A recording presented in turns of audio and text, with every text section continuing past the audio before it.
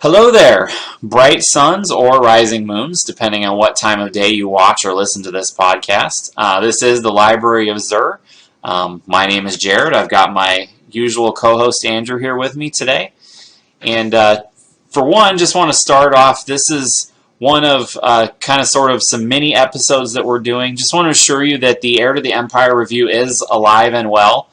We've listened to feedback from friends and family and different ones, and what we're starting to do is we're going to transition to a shorter episode runtime, so that when we sit down and do these hour-long sessions, we're going to chop it up a bit so that it's a little easier to listen to and we can get through it. So we're still going to have a quite long review for this first book just because it establishes so much, but hopefully some of the other ones we can cut down that review time and make a couple of mini episodes instead of these like 2-hour-long podcasts. So thank you for your patience while we work on that. We are still doing it. Also, lately, there's just been a lot of stuff personally going on for us. We're all happy and healthy, nothing crazy there, just life things. So wanted to reassure you that we are doing that. So we're giving these updates, kind of just what have we been doing personally Star Wars related, because we don't just do the book reviews and such. Like, we love Star Wars, and we're always, as you can tell, based on behind me, we're always playing or reading something. Doing just our own personal things. So we're going to kind of go into some of the stuff we've been doing lately. So I've talked enough. I'll let Andrew get into the things he's been, just his personal Star Wars stuff he's been doing lately.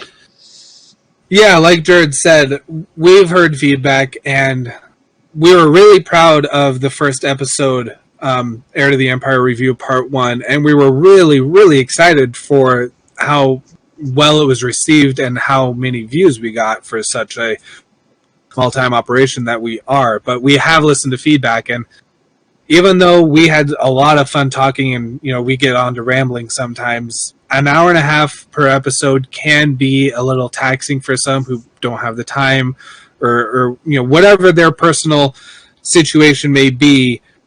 An hour and a half is a lot of time to carve out for something like that. So we, like Jared said, we've listened. We're moving on to a shorter episode format, and hopefully it'll be easier for you, the listener, to digest, and easier for you guys to interact with us and start Star Wars discussions. Speaking of discussions today, like Jared said, we're going to be moving on to talking about what we've been doing personally in our Star Wars fandom lives, I guess.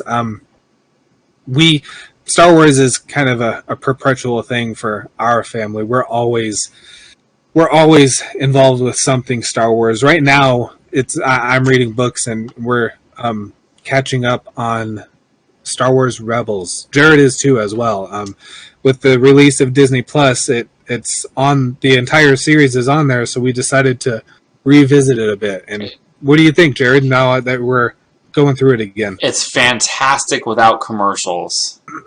Yes. It's it's a hard thing to sit through commercials in the streaming world we live in, but when it was on Disney XD, that was how you had to do it. I'm really enjoying it still, just because I know it doesn't necessarily have like as much fan support as the Clone Wars series does, but same creative teams involved, Dave Filoni, which we could do a whole episode about that one day. I hope maybe I don't think he wants to run a company, but maybe one day they could put him in charge of creative, and I feel like the storytelling would just go insane at that point. But the reason I like what he does so much is it's got all these new things. There's references to the Clone Wars series. There's different things happening. He brings Thrawn back into the expanded from the expanded universe into the canon, basically, because we get to see him actually on screen and in person, and it's really fun because they're really short episodes. I mean, it was a kids and tweens cartoon kind of, so even though it has those more serious Star Wars themes to it, they're like 25 minutes or so it's really easy to knock a couple out, like when you're in between things. I've just kind of been watching them before bed, a couple here and there, and there's a whole bunch of cool references in there. I feel like it's aged pretty well. It doesn't look as pretty as Clone Wars does because it's a smaller setting. You're just following this small group of people rather than seeing what every Jedi in the Republic is doing, like Clone Wars is. But it's great. I'm really enjoying going through it again. And then I've been looking into some of the book stuff as well. But you, I believe, just finished a series. So try to do your best Legacy of the Force review without spoilers for people who are still following the Heir to the Empire, which started it. Yeah, so Legacy of the Force is a 9-book series, and I'm going to try to review 9 books in just a few minutes and spoil nothing of it. So here we go. The Legacy of the Force is the story of the... Let's see. Awkward pause here. So if you remember in Heir of the Empire, Leia was pregnant with twins. This story is about those twins and how, unfortunately, one of them falls to the dark side. Jason Solo falls to the dark side, and I mean, that's kind of a spoiler already, but it's necessary for the 9-book series. So I'm other than that, there will be minor spoilers, but big events that happen in this book, I'm not going to touch. I'm just giving you a hard time. That's like a cornerstone of the series, so you kind of have to. It is the main theme of this series. Like I said, it's a 9-book series. There's a lot going on, but that is the main thread that follows the entire series from beginning to end. So instead of kind of reviewing what happens, I want to kind of talk about what I thought were highlights and a couple of things that I thought I didn't like as much, but I understand how that needed to happen from a storytelling standpoint. The biggest highlight out of this entire book series was the fall of Jason Solo himself, his fall to the dark side.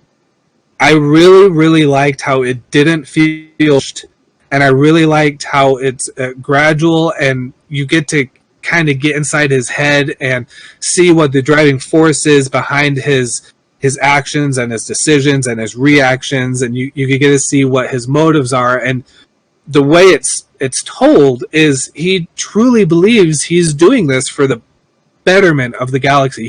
He thinks he's doing this, and it's for it's the best choice there is to bring peace to the galaxy, and he truly feels like he's doing the right thing.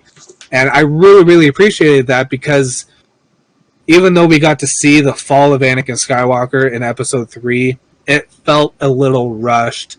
It felt like he was, the beacon of hope and the lightest guy in the entire Jedi Order at the beginning of the movie. And then 2 hours later, maybe 2 weeks in game time, or in game time, and 2 weeks in story time, then he's Darth Vader. And it felt a little rushed. And, I kind of, that's a good point, because something that I feel like I can probably say as well without it being too much of a spoiler, since you already mentioned it, is it's not going to be direct. So if any of you ever read this, you're not going to read it and go, oh, that's exactly the way Kylo Ren is acting. But I feel like if we ever dig into the character, there's going to be some similar motives as to why he wanted to do it. There's some parallels between the characters, but again, we don't get any of that with Kylo Ren either. I know there's a comic book series. I'm not a huge comic book guy, so I haven't read it.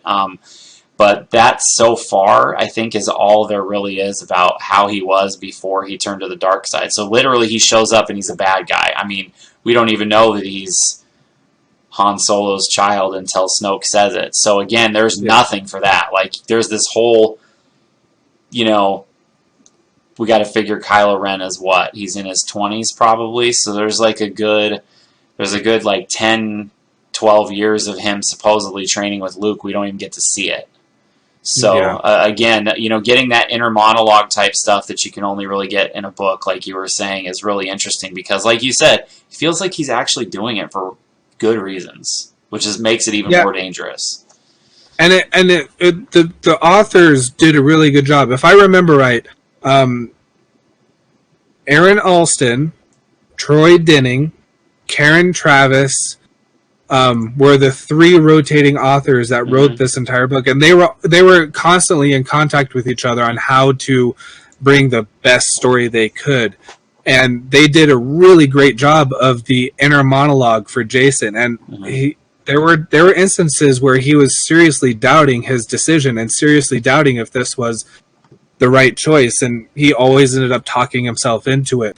So that subtle pull of the dark side, that was a big highlight of the story for me. There was a dark side user behind the scenes that was responsible for pulling the strings and wooing Jason to the dark side, because that's really what it was. It was almost, for the lack of a better term, a seduction to the dark side. And the person that was responsible was really good at twisting and contorting things in a way that the way the person was saying them made sense from a dark side point of view. And that's what is Yoda's always, warning of the dark side. That's why the dark side is so scary, is because it makes sense sometimes. And because it seems like, yes, it seems like the right answer. Yeah. That's why the dark side is so dangerous, and that's why people, the Jedi and people who fight for the light are so adamant on, don't fall into that temptation. It's that theme is one of the best highlights out of the entire series. On the flip side, one of the weakest highlights involved another character who had a personal vendetta against Han and Leia. And that person, that character seemed more or less one-dimensional to me. Nothing really drove them other than the desire to harm Han and Leia. It was really weak to me. I found myself skimming a little faster than usual over those instances and those scenes where that character was the main focus.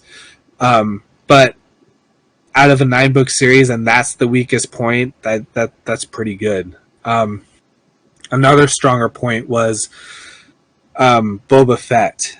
Mandalorian culture again. Yes, I mentioned it in one of our very first videos.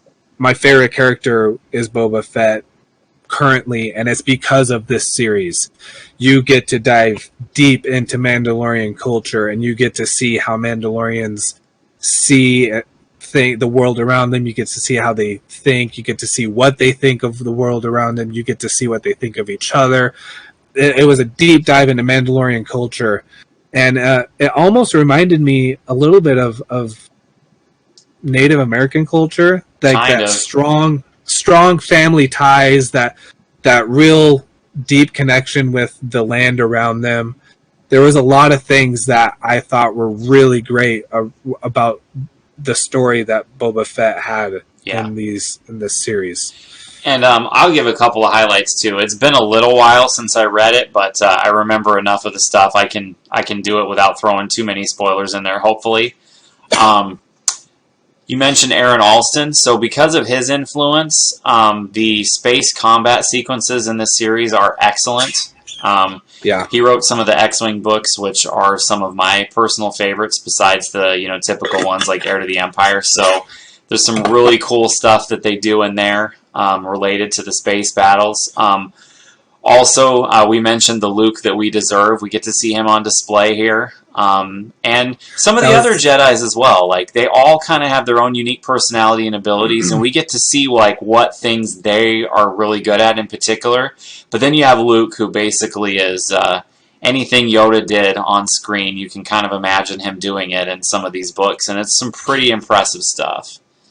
That was my very next point in this series.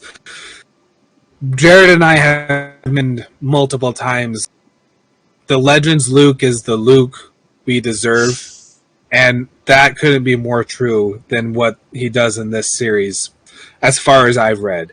He is a force to be, pun not intended, he is a force to be reckoned with, and he is, there's an instance where he exerted his force presence and his force power, but he didn't even blink.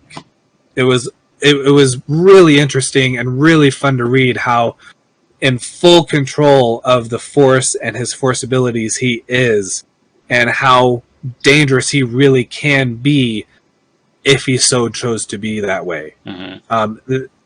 Him being the Grandmaster of the Jedi and having the wisdom, because this takes place some 30 odd years after Heir to the Empire, having all that wisdom and all those years of being a Grandmaster under his belt, he's a very calm and serene person. He doesn't get riled up like A New Hope Luke did. And he has a chance to. I mean, without spoilers, things get out of control for the galaxy in these books. Like, he very easily could have played into his emotions, but he doesn't.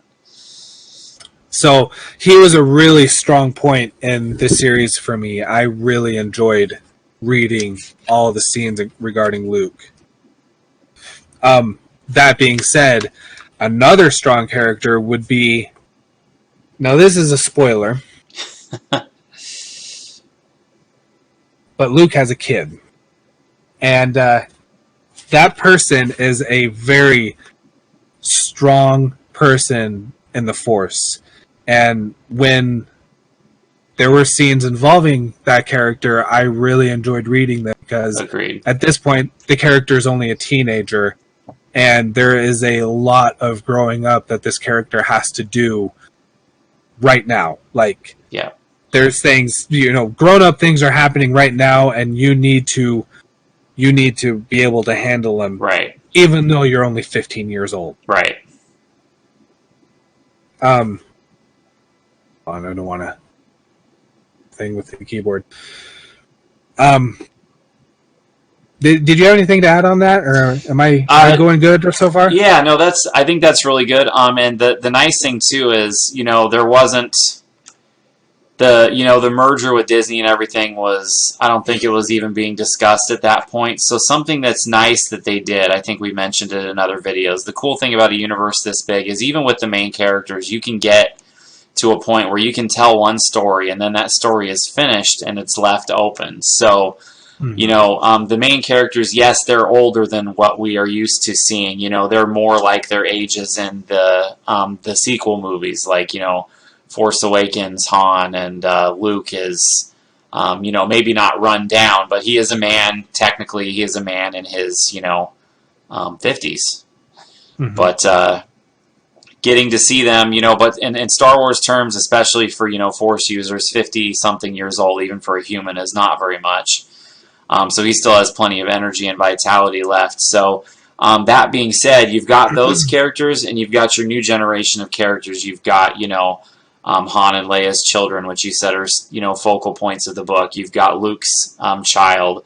And some of that, thankfully, gets carried forward in another series that we would love to review at some point. I believe it's called Fate of the Jedi, which I know we both really enjoyed a lot. So it gets to take and explore that, child and even, child and father relationship with Luke. So even back then, there had been decades of books already. Or, at least 10, 15 years or so of books, and yet they were still laying groundwork for more stories. So I like that they had those things brought in, and they were giving us things that we were able to use, or able to get more stories out of at a later time. Yeah. Speaking of these new legacy type of characters brought in, the Han and Leia's children, Luke's child, and the all the people that are associated with the big three, Luke, Han, and Leia, it kind of naturally happens that the big three take a bit of a back seat when it comes to this storytelling. Luke and Han and Leia are secondary, if not even tertiary. Yep. Is that the word? You got it. Third. Okay. They're not the main characters. The main characters are these people that are associated with them, but it still feels like a Luke and Han and Leia story. Mm-hmm. And it's really neat how they're able to do that. Speaking of Han and Leia's kids, Jason's twin sister, I think it's Jaina. Yep. Is that pronounced right? Yeah, should be Jaina, I believe. I really appreciated her arc in this story too, because anyone who has a sibling, that sibling connection, that you can hate their guts one minute and you can love them to death the next. And this series does a good job of exploring the complicated emotions that come with your sibling falling to the dark side, becoming a criminal, so to speak. The emotions that come with that. There was it was towards the end of, I think, the second to the last book, where Jaina was having a conversation with another character, and they were discussing her twin brother's fall to the dark side, and all the emotions that are connected with that. The anger, the rage, the heartache, the sadness, the grieving. All of that is playing its part inside her, and she was having a conversation, and the conversation itself was really emotional, because you have to make a choice on how you're going to treat that fallen person in your life. And I think it was really well written, and you really can't help but feel for Jaina and the choice she has to make. What is she going to do? Right. Her twin brother, her best friend, but now he's this stranger that she doesn't know. How is she gonna come to terms with that? Right. But I've barely touched the concurrent plot lines happening in this book. Right. There's a lot in there for sure. Hopefully we'll have time to do a full-length review on all 9 books and really dive in and then get really spoilery, so to speak. Right. But so that being said, it's a fantastic series. Great series. I really recommend reading it if you have the time and the books to read. Yeah. So speaking of that, it's I'm going to kind of transition, since you're talking about Jason and Jaina. Something we've both kind of been trying to do is add to our collections, because you can see there's a lot of books behind us here, but our collection is definitely not complete. There's I'm close. I'm really close. There's like 150 some odd books. I have over half of them, but I'm still looking. So speaking of Jason and Jaina, one of my recent finds is I've been trying to expand my mind a little bit and kind of give basically the teenage, kid, young adult books a chance. So one of the younger kids, or I think meant for tweens, probably books, is the Young Jedi Knight series. Mm-hmm. So there's a whole bunch of books in here, and this really plays into the personality. There's going to be a lot of the stuff, character building wise, that's in here is in that Legacy series that Andrew was just talking about. So that book I just held up was the first one. I was able to find it and a couple of other ones. They're out of order, so I'm not going to be able to sit down and read through the series quite yet, but I started reading that one, and there's so much in there that ties into these other books, and that's kind of one of the nice things that the old expanded universe, the Legends, used to do. Is the authors were in communication, or there was some sort of database that they were allowed to have access to, where they could see what everybody else had written and what things had been said. And so again, they just all kind of weave together, and so it's nice to see that continuity continue there. These are the characters that are in those later series. That's actually not Chewbacca on the cover. That's a different Wookiee. That's a Jedi. Lobaka. Yes. Not terribly original, but Anyways, it was the 90s. It was, yeah. So you get to see character building start with that, and go on into these later books, and it ties into other book series as well. So you'll start to see familiar faces and names and places when we start getting into more of these. So that's one thing that I've kind of been looking into. I've been doing more of the games and the TV series at this point, to be honest. I haven't done as much reading lately as I normally get to. But with Rebels on there, a discussion I know we had was, I have a small group of people I've been playing the tabletop game with, which again is over my shoulder here, Force and Destiny. One of them. You pointed at the right time this I did this time. I did it. But anyways, we have a couple ongoing stories I'd love to dive right back into. So that's more of a creative, tell your own story type of thing. So I'm hoping to get some of that going again soon. Now, the tabletop is really, really fun because, like Jared said, you get all the pieces literally in a box, and then you get to make your own character, make your own story, make up, you don't get to make up your plans, but you get to make up the story to take you to the planets you want to explore. Mm-hmm. And you get to think up the possibilities are near endless when it Pretty comes to much. playing that. Yeah. If you enjoy playing table games, tabletop games, RPG games, give that a chance. It's really fun to play and really fun to think up really intense scenarios or really goofy scenarios. You can go either way, and you can have just as much fun. I did want to make a point talking about you brought up the Young Jedi Knight series. Or is that Junior Jedi Knights? Is that Young Jedi Knights? It's young. There's Junior as well. That's definitely a little kid's book. I'm going to have to, like, psych myself up for that because I'm not a big fan of, like, grade school books, and I don't think it has as many Legends tie-ins as the Young Jedi Knight series does. Plus, they're insanely hard to find. They're almost like collector's items. Oh, I didn't know that. Because those are the third child of right. Why am I drawing a blank? Han and Leia. Anakin. Han and Leia. So, yeah, go figure. Yeah. I was going to mention, I think it's really interesting that the Young Jedi Knight series came out when Jared and I were relatively close to the age of Jason and Jaina in the books. Mm-hmm.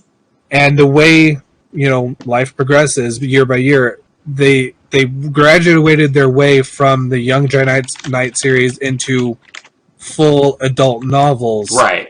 And you as a fan got to kind of grow up with Jason and Jaina. And I think that was another kind of reason why the Legacy of the Force series was so good to me, is because it was these characters I grew up with that, weren't Luke, Han, and Leia. They were these characters that I could relate to because when they were 14, I was 14, and the stuff they were going through was similar to mine. I mean, it's Star Wars. It's just like our world, but almost different. And you were actually talking about that. I think I was 14 when that came out. And the timing is actually fantastic because I used almighty Google and the fandom Wikipedia here. So 1991 is when the first Thrawn trilogy book came out.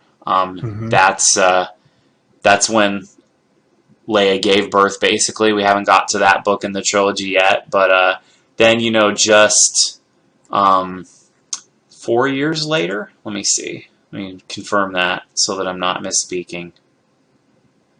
4 years later, 1995 is when these came out, and that was like the early 90s, right before Episode 1 came out, was like the prime era for those Legends novels. There was a ridiculous amount of books came out during those 10-year span.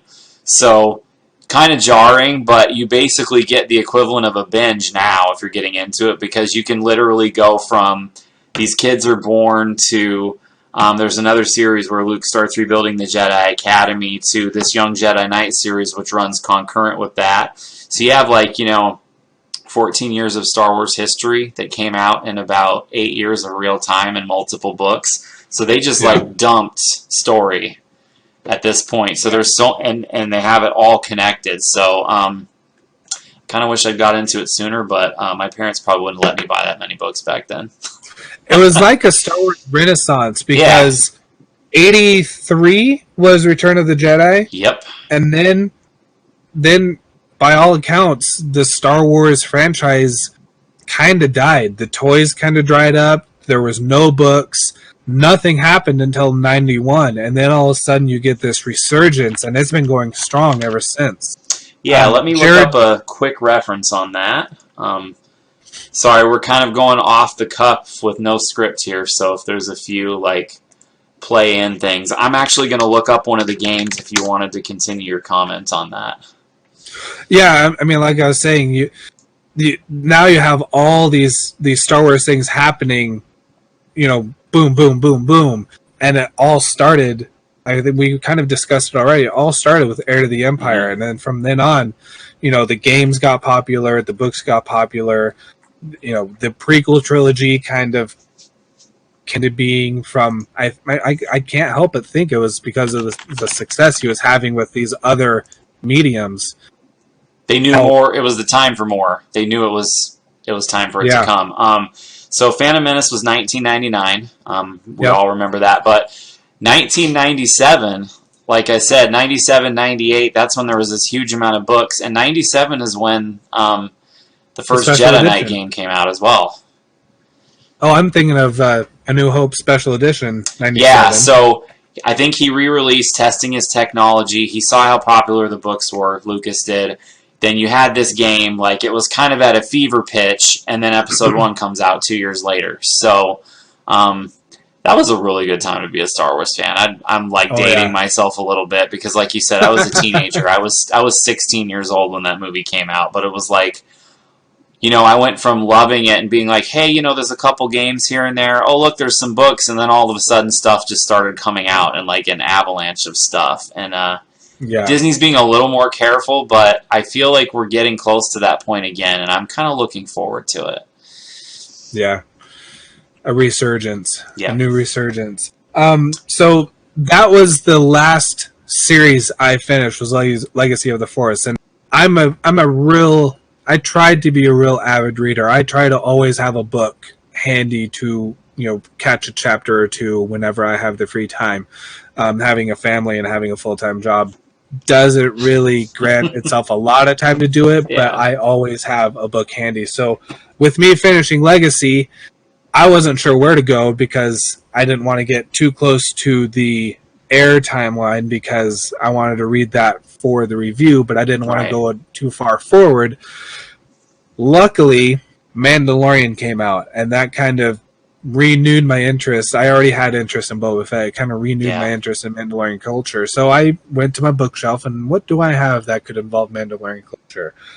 Well, little did I know I have an entire series on bounty hunters and Mandalorian culture, I think. So I started book 1 of the Bounty Hunter Wars, The Mandalorian Armor.